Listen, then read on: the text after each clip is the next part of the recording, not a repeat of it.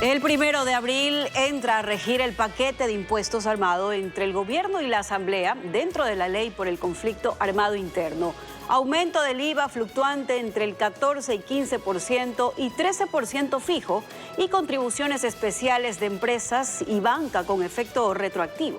Así estaba planificado, pero esta semana la Cámara de Comercio de Guayaquil presentó una demanda de inconstitucionalidad que en su parte medular sostiene que se violó la Constitución cuando la Asamblea introdujo impuestos que son potestad privativa del Ejecutivo, que tampoco es legal la retroactividad y que tal como fueron establecidos, los tributos generan incertidumbre y falta de previsibilidad. Además, que todo esto sumerge al país en una profunda crisis de inseguridad jurídica al crear desconfianza cuando los procedimientos se alejaron de la Constitución para lograr un objetivo político. Eso es lo que argumenta la Cámara de Comercio de Guayaquil. Lenin. Fernando Samantha, ya nos acompaña el abogado constitucionalista André Benavides. Doctor, ¿cómo le va? Buenos días, bienvenido a Contacto Directo. Buenos días, estimado Lenin. Un cordial saludo para usted y para toda la ciudadanía que nos mira a través de Coavisa. El país tiene una necesidad de recursos para afrontar el combate a la delincuencia, al terrorismo, eso es una verdad. Pero una cosa es tener una necesidad y otra muy distinta, acceder a esos recursos que se requieren inobservando la Constitución. ¿Qué es, a su criterio, lo que debe hacer la Corte Constitucional ante esta demanda presentada por la Cámara de Comercio de Guayaquil, doctor? Coincido totalmente con usted, estimado Lenin. El Estado tiene que hacer frente a este conflicto armado interno y eso supone la erogación de recursos económicos. Sin embargo, hemos visto cómo esta última ley tributaria que justamente pretende financiar ese tipo de acciones que está haciendo el gobierno nacional tiene varios vicios de inconstitucionalidad. En ese sentido, por ejemplo, la Asamblea Nacional, rebasando sus atribuciones constitucionales, incluye en esta reforma tributaria dos nuevos impuestos que no fueron inicialmente presentados por el presidente de la República, lo cual ocasiona una contradicción y violación al artículo 135 de la Constitución, porque el presidente de la República es el único que puede crear, modificar o suprimir impuestos. Por ese lado tenemos un primer vicio en lo que tiene que ver con el procedimiento de formación de la ley. Y por otro lado, cuando la Asamblea Nacional crea estos impuestos, dejó por fuera el aumento al IVA, el aumento al impuesto al valor agregado. Sin embargo, el presidente de la República, en el veto parcial, incluyó este impuesto, lo cual es contrario al artículo 138 de la Constitución, porque el presidente está vetando y presentando textos alternativos que no fueron aprobados por la Asamblea Nacional. Y finalmente, estimado Lenin, es importante que la ciudadanía conozca que la regulación de estos impuestos tienen efecto retroactivo. Tal es así que en lo que tiene que ver con las sociedades, usted tiene que tomar en cuenta la contribución en función del ejercicio fiscal del 2022. Y en lo que tiene que ver con el impuesto a las utilidades, a la banca, lo que tiene que ver con las utilidades del 2023. En ese contexto vemos que también existe un vicio por el fondo que violenta la seguridad jurídica. Con todo esto que usted señala, doctor, ¿es un caso sencillo o la Corte se va a ver ante distintas opciones de resolución cuando este ejercicio de reforma tributaria pues ha inobservado abiertamente la potestad privativa del Ejecutivo para crear, modificar y suprimir impuestos? ¿O usted cree, doctor, que de plano este tema, una vez que sea analizado, es tan sencillo que no puede sino ser declarado pues inconstitucional? El gran problema aquí, estimado Lenin, tiene que ver con los plazos y el trámite que se dé en la Corte Constitucional. En anteriores procesos hemos visto cómo la Corte Constitucional se ha pronunciado después de 3, 4, 5 años, cuando el Estado, el SRI, ya ha cobrado esos impuestos. Y lo que te ha dicho la Corte Constitucional es que no va a devolver lo que el administrado, lo que el contribuyente ya ha pagado. En ese contexto, si la Corte Constitucional declara la inconstitucionalidad de estas disposiciones, de esta ley, después de varios años, veríamos que es ineficaz.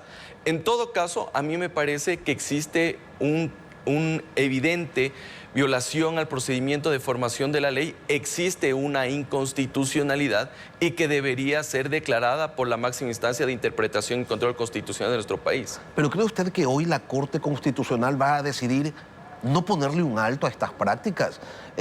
Dejar que pase nomás una violación a la norma y por ende el irrespeto a su figura de garante de la Constitución.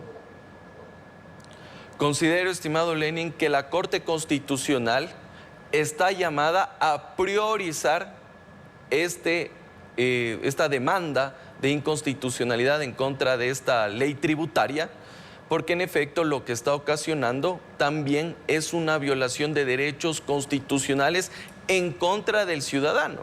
Tal es así, estimado Lenin, que aquellas sociedades e instituciones del sistema financiero se les ha violentado su seguridad jurídica porque tendrán que pagar impuestos con efecto retroactivo. Y por otro lado, me parece importante también destacar, estimado Lenin, que se le da la atribución al presidente de la República para que juegue con el aumento del IVA. En algunos casos puede ser del 13%, en otros del 14% y otros del 15%, lo cual genera una situación de incertidumbre, principalmente para los inversionistas, porque no saben a cuánto estará el porcentaje del IVA en el siguiente año y los subsiguientes ejercicios fiscales. En el siguiente mes no saben cuánto va a estar el IVA porque depende de la voluntad del presidente, quien resuelve estos incrementos o disminuciones por sí y ante sí. Ahora, doctor, cabe que un gobernante, cualquiera que fuere, ante una determinada circunstancia, decida obviar los procedimientos, la normativa, porque es bastante claro, el proceso de formación de impuestos está señalado en la Constitución y en la ley, y aquí hay una evidente intención de no cumplir lo que señala la norma. Cuando nosotros veíamos cómo se daba el trámite de este proyecto de ley, decíamos que ya existía una inconstitucionalidad por parte de la Asamblea Nacional, y lo cual fue agravado con la actuación del presidente de la República. Finalmente, cuando ya se aprueba esta ley, el gran ganador fue el presidente de la República, porque por un lado se incluyó lo que tenía que ver con el tema del IVA, pero también tuvo dos nuevos impuestos que evidentemente van a alimentar la cuenta única del Tesoro. Pero más allá de eso, creo que es importante en este momento respetar los procedimientos que están previstos en la Constitución, porque mañana o pasado, bajo el pretexto de un conflicto armado interno o cualquier otra causal de estado de excepción, algunos presidentes pueden hacer lo mismo y también meter por la ventana impuestos en el veto presidencial, lo cual supone una limitación nacional, tomando en cuenta, ¿por qué? Porque cuando usted manda el veto a la legislatura, para allanarse al veto del Ejecutivo necesita mayoría simple, mientras que para ratificarse en lo que fue aprobado en segundo debate es mayoría calificada de 2/3, más de 90 voluntades, lo cual torna imposible que la legislatura pueda ratificarse en lo que en este caso ni siquiera ha aprobado. Doctor, usted dice esto afecta a la seguridad jurídica. ¿Cómo? Afecta la seguridad jurídica porque no existe la previsibilidad y certeza que debe tener el contribuyente respecto al pago de impuestos. Imagínese usted que declara el impuesto a la renta, ya ha repartido las utilidades y le vienen a cobrar una contribución respecto al ejercicio fiscal del 2022, le cobran un impuesto respecto del ejercicio fiscal de 2023 cuando ni siquiera sabemos cómo está la situación económica y financiera de esas empresas y de esas instituciones del sistema financiero. Una cosa es la realidad de lo que pasó en otros ejercicios fiscales y otra la que estamos viviendo actualmente en el país. Y vemos inclusive que de acuerdo a las demandas de inconstitucionalidad ha existido una baja en las ventas y en los ingresos de cierto tipo de comercios. Si a alguna empresa le ha ido mal en el 2023 y le está yendo mal en el 2024, el cobro de ese tributo podría ser incluso confiscatorio. Bueno, y también podemos tener en cuenta el siguiente escenario. Pueda que a una empresa, a una persona jurídica, le haya ido mal en el ejercicio 2022 y 2023 y prácticamente haya declarado cero. pero tiene ingentes recursos en el 2024. En cambio, a esa persona no se le va a cobrar estas contribuciones y esos impuestos. Entonces vemos que en efecto existe en este caso impuestos que evidentemente podrían también incurrir en un régimen confiscatorio de recursos por parte hacia los contribuyentes. Vámonos un poco hacia atrás, doctor Benavides. ¿Qué nos dice de la conducta política del Ejecutivo y del Legislativo la aprobación de un producto normativo sin cumplir con los requisitos de ley? Bueno, no es la primera vez que esto ocurre en la Asamblea Nacional, ni tampoco es la primera vez que un presidente de la República lo ha hecho. Y es así que inclusive la propia Corte Constitucional ha declarado la inconstitucionalidad de este tipo de vicios que se dan en la formación de la ley. Sin embargo, lo que sí preocupa es que esta práctica se vuelva recurrente, porque a la final del día el gran afectado aquí no son los asambleístas a los cuales finalmente le metiste el impuesto, no es el presidente de la República que tú le negaste el proyecto de ley. Aquí el gran afectado, estimado Lenín, es el ciudadano común, el ciudadano de pie. Capaz no vamos a ver estos efectos en lo que tiene que ver con las contribuciones a las sociedades, a las instituciones del sistema financiero, pero a la final del día usted tiene un aumento del IVA que no es un impuesto progresivo en función de la capacidad del contribuyente, sino que es regresivo, toda vez que es un impuesto que está agravado a las ventas, y evidentemente eso se va a ver reflejado cuando el ciudadano pague este impuesto y desde abril ya tengamos el aumento del mismo. Pero para que no haya esas afectaciones, para que se respeten los derechos de la gente y de las sociedades, se supone que está la Corte Constitucional como garante del cumplimiento de la Constitución, y resulta que los políticos se la pasan por encima. ¿Eso qué significa, en cambio? ¿Que no les importa la Corte? ¿Que no les importa los pronunciamientos del alto tribunal? ¿Va por ahí la cosa?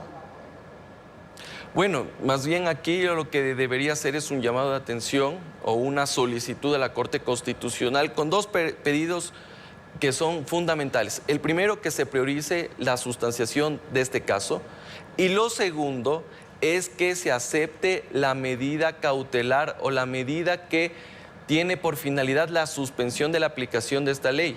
Caso contrario, eso supondría que desde el mes de abril, en efecto, ya se comience a pagar estos nuevos impuestos.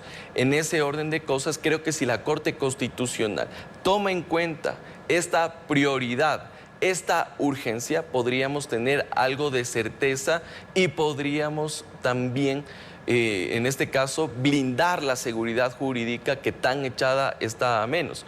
Ahora, esperemos que la Corte Constitucional no dé un dictamen o una sentencia favorable, porque eso prácticamente lo que haría sería allanar el camino y prácticamente santificar una práctica, una mala práctica que se da en la Asamblea Nacional y que bajo los vacíos normativos y contradicciones que existen en la Constitución, también se puede aprovechar de esto el primer mandatario. Y equivaldría no a interpretar, sino a crear una nueva Constitución, al menos en lo que refiere a la parte de creación, modificación o eliminación de tributos. Estaremos atentos. André Benavides, abogado constitucionalista, gracias, doctor, por acompañarnos hoy aquí en Contacto Directo. Muchas gracias por la invitación, cordial saludo para todos.